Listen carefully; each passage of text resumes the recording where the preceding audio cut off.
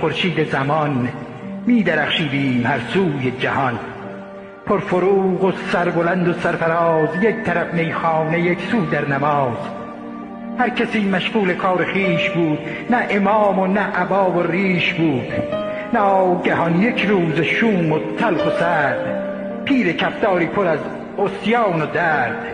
کوله بارش پر بود از خون و فساد، موجزش ویرانی و بیداد و دار. پای نسلش چون به ایران باز شد، دزدی و آدمکشی آغاز شد. چون امامان دگر این نوع امام، گند زد بر کل دنیا و تمام. بهترین ها را گرفت و جهل داد، مکتبی تاریک و دور از عقل داد.